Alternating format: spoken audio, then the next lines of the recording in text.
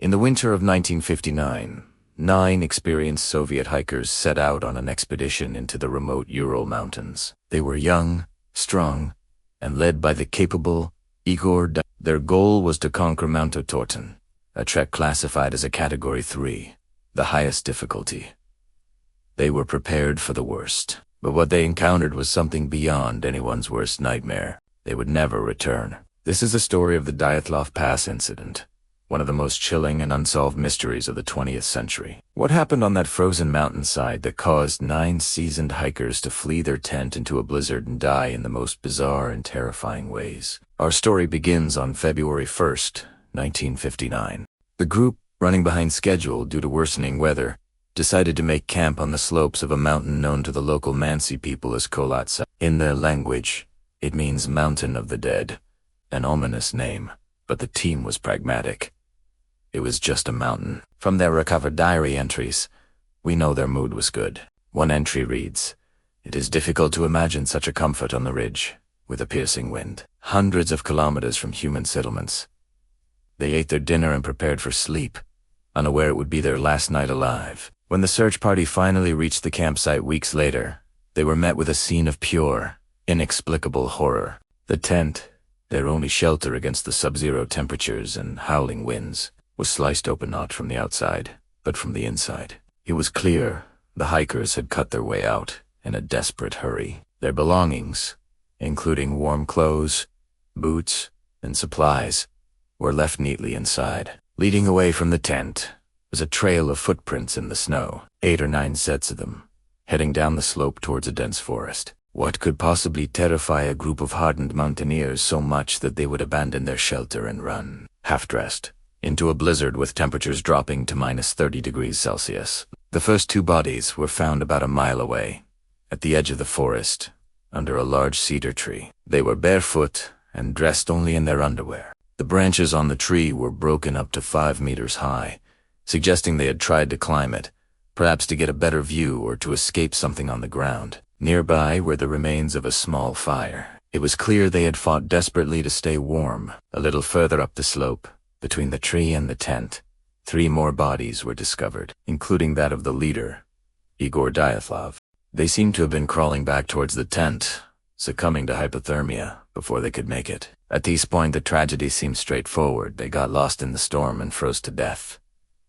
But the real mystery was just beginning. 2 months later, the remaining 4 hikers were found, buried under 4 meters of snow in a ravine, not far from the cedar tree, and their injuries defied all logic. One man had a skull fracture so severe, doctors compared the force required to a car crash. 2 others had their chests caved in, with multiple broken ribs. Yet, perplexingly, there were no external signs of trauma.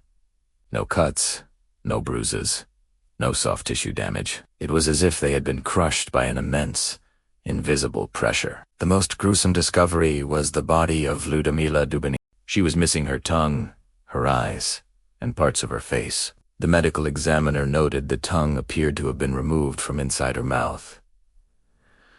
And strangest of all, there was no blood associated with this horrific injury, suggesting it happened after her heart had stopped beating. Adding to the mystery, some of their clothing was found to be radioactive. So, what happened on that mountain? The Soviet investigators were stumped. They considered every possibility. An avalanche. Unlikely.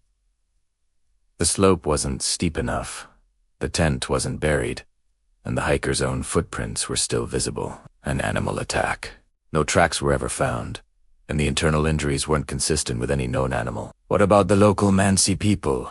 They were peaceful and had no motive. Plus, the nature of the injuries was beyond human capability without leaving external marks. One popular theory involves a secret military weapons test. Other hikers in the region reported seeing strange glowing orange orbs in the sky around the time of the incident. This could explain the radioactivity in a possible explosion causing the internal injuries, but investigators found no evidence of any explosion, no craters, and no shrapnel. If it was a military cover-up, it was a flawless one. The official investigation was abruptly closed, with the cause of death cryptically listed as a compelling natural force. This vague conclusion only fueled more speculation. What kind of natural force could cause such panic and such specific brutal injuries. In recent years, a compelling scientific theory has emerged.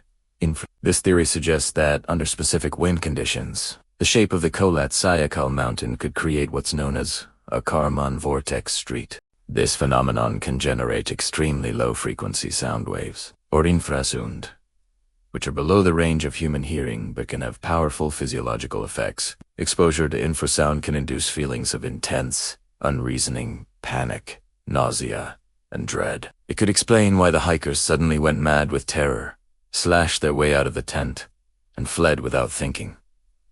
As for the crushing injuries, once they fled into the dark, they could have stumbled and fallen into the ravine, with the force of the fall on the hard, frozen ground causing the severe internal trauma. The missing tongue could be explained by natural decay and small scavengers in the water where the body was found. But does this theory explain everything? Does it explain the broken branches high up the cedar tree, or the reports of glowing orbs? Over 60 years later, the Dyatlov Pass Incident remains a haunting enigma. The 9 hikers, memorialized by the pass, now named after them, had become permanent figures in the landscape of the unexplained. The last photo recovered from their camera is a blurry, strange image, showing a flash of light against the darkness. Was it an accident? A stray shot in the panic? Or was it the last thing they ever saw? A final, fleeting glimpse of the compelling natural force that claimed their lives? The case is officially closed, but the questions remain. We have the evidence, the photos, the autopsy reports, but the truth seems to be frozen in time, buried forever under the snows of the Mountain of the Dead. What do you think really happened up there? Was it a freak natural event, a military secret, or something else entirely? Let me know your theory in the comments below. Thanks for watching, and if you're fascinated by unsolved mysteries, be sure to subscribe for more.